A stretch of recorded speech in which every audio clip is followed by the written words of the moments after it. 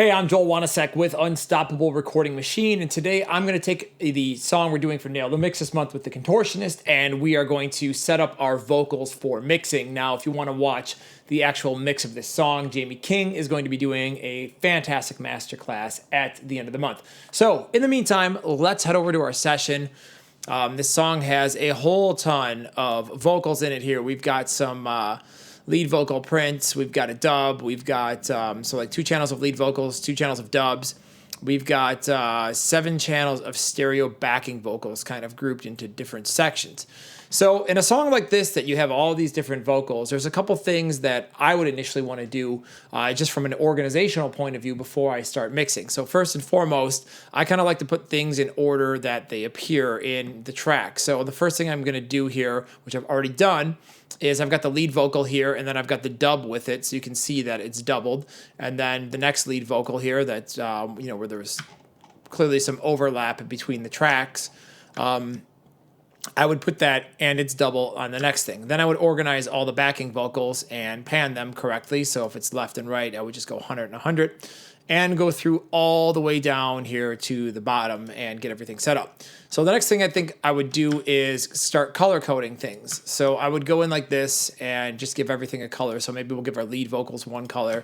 We'll give our dubs another color, and that kind of way you kind of know what's what. And then I'm just kind of grouping by type here. It looks like these types of doubles are similar, so maybe we'll make them one color for identification, and looks like these have a lot of similar parts. So this color coding will just help us differentiate things visually when we're looking at them on the grid, so we can easily fly around and just kind of figure out what we need to do. Another thing I like to do is go and kind of strip silence out parts. So I would just come in here like this and cut out any unnecessary audio stuff from the stems. So for example, I'll loosely and quickly do this. You can just clean everything up. And the reason you might want to do something like this is that, when you're mixing, you're not distracted by anything that isn't happening. So when you see a block with color in it, you know that there's something happening on that track, and it's a good visual reminder of what you're doing. So let me just fly through this and clean up a couple more things here. And come down here, do the same thing. And I'm just going to shave out a little bit of a chunk here and up here. All right, so now when you look at the grid, if you're zoomed in and say working on your lead vocal, you know that there's only a few things you need to worry about. We get to this part of the song, there's one vocal, then we got a main vocal, we got some backing parts. Wasn't technically perfect. So it's just a good visual way to kind of see what everything is. If you have colors that you like, for example, you know that your dubs are always going to be blue, or your mains are always going to be, red or brown or green or whatever. Like I said, it's a great visual indicator because you don't need to read the track name when you're mixing. You can just fly around the session. Maybe you're sitting here, you're working on drums, and then all of a sudden you come down and then you're like, oh, okay, cool. Hey, I need to adjust the dub. And then boom, you just know right which track it's on without even having to read it and go over here and look at this, or open the mixer, or read it down here and zoom in and out of it. So it's a very good organizational thing.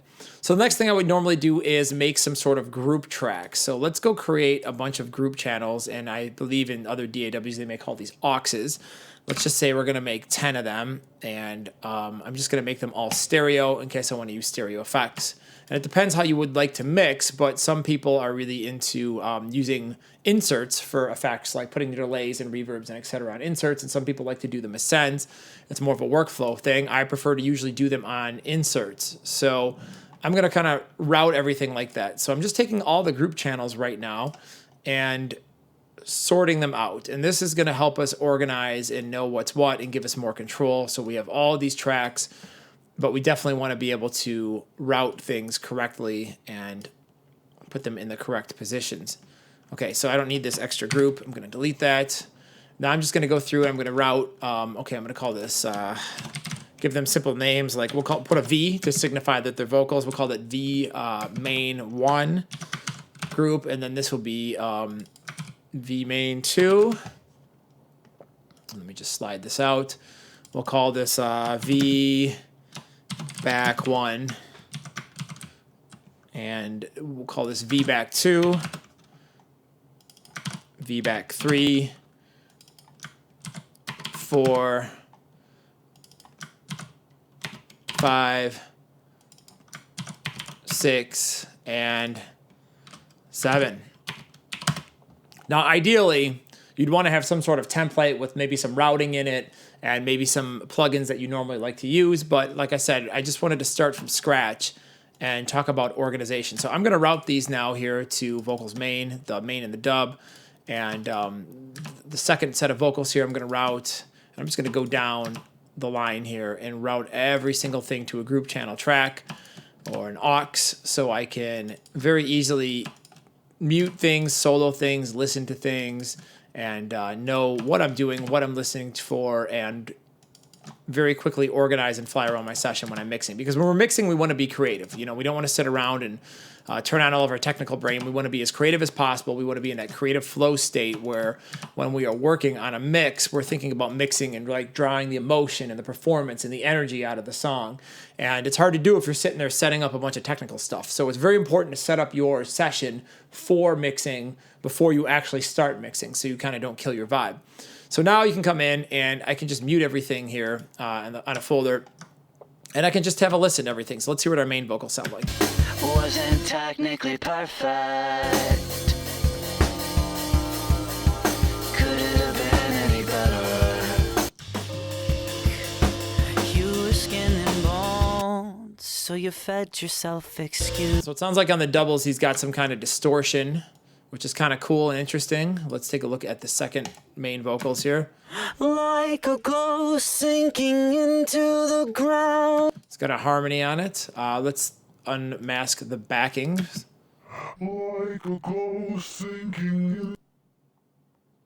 Could it have been any better? Falling. You can see you can very quickly audition everything in every section and just figure out what it is. Okay, so here I didn't route this properly, it looks like. V back 2, maybe I did. Perfect. So we've got lots of cool like side affected vocals here. Got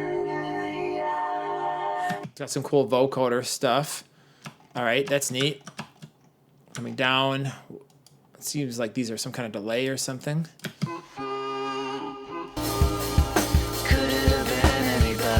And then if we go later in the song, we can take a look at some of these here that are on a different color, which are more like the outro vocals.